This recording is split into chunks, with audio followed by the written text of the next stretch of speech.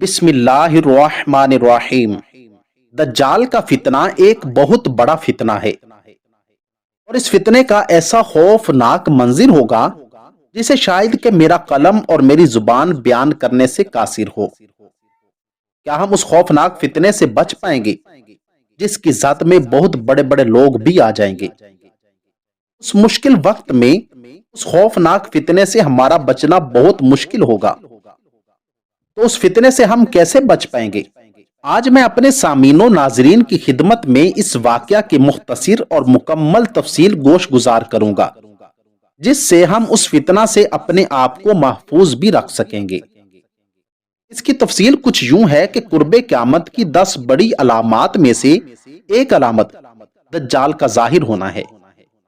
دجال کا فتنہ تاریخ انسانی کی ابتدا سے لے کر انتہا تک کے تمام فتنوں سے بڑا اور خطرناک فتنہ ہے، جس کی بڑائی اور شدت کا اندازہ اس بات سے لگایا جا سکتا ہے کہ تمام انبیاء کرام علیہم الصلاۃ والسلام نے اپنی اپنی امت کو دجال کے فتنے سے ڈرایا تھا۔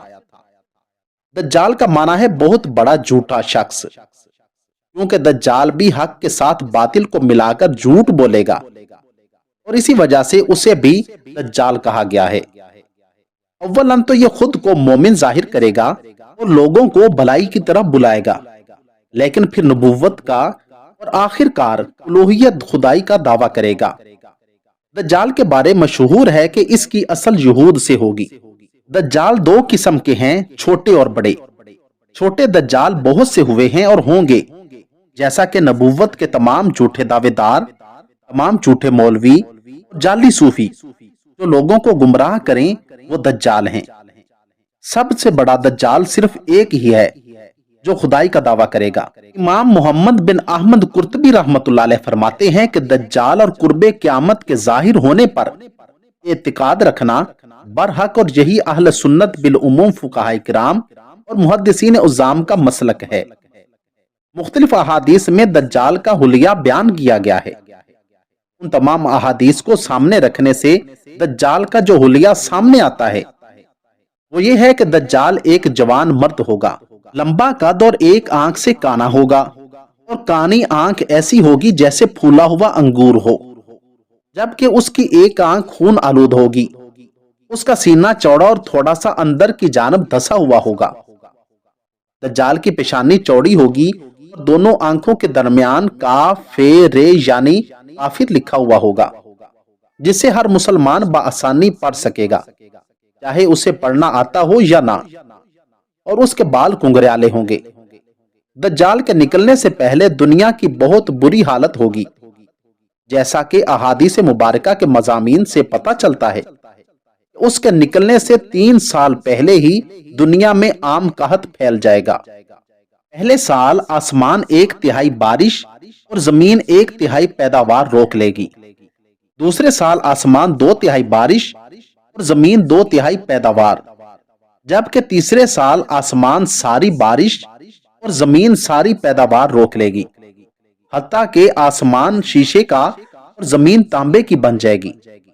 اس خشک سالی کے سبب تمام چوپائے ہلاک ہو جائیں گے، فتنے اور قتل و غارت گری عام ہو جائے گی، آدمی ایک دوسرے کو قتل اور جلا وطن کر رہے ہوں گے۔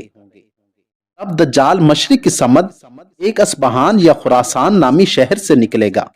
اس وقت غذائی قحط کے علاوہ علمی اور روحانی قحط بھی برپا ہوگا۔ دین کے سلسلے میں لوگوں میں ضعف پیدا ہو چکا ہوگا، علماء اور دیندار لوگوں کی قلت ہو جائے گی۔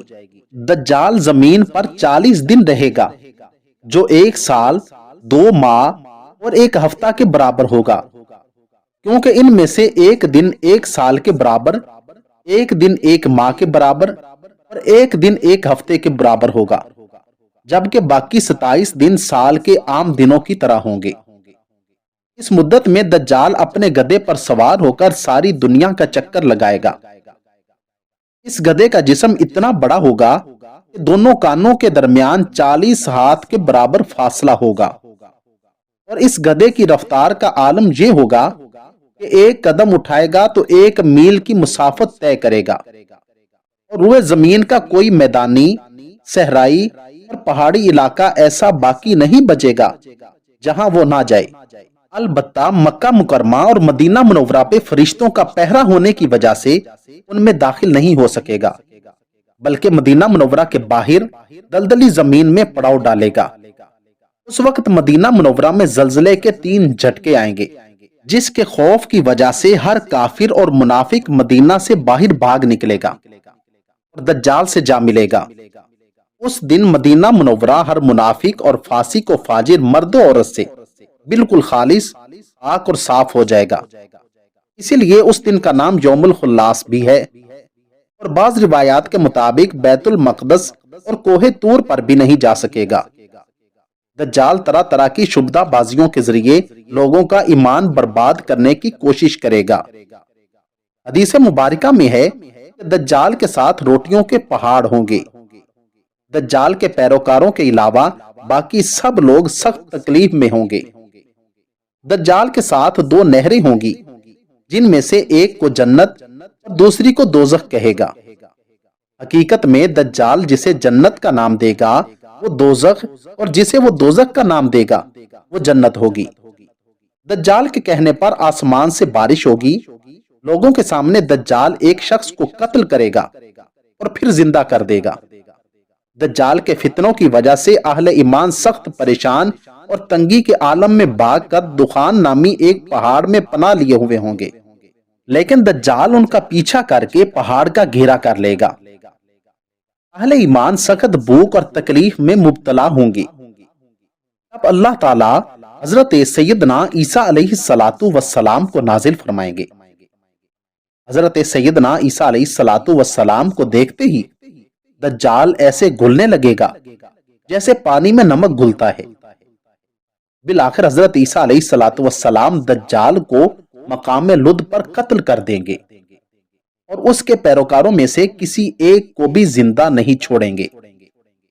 تب جا کر دجال کے فتنے سے لوگوں کو چھٹکارا حاصل ہوگا، اور اس کے بعد ایک انقلاب برپا ہوگا اور حضرت عیسیٰ علیہ السلام حکومت کریں گے۔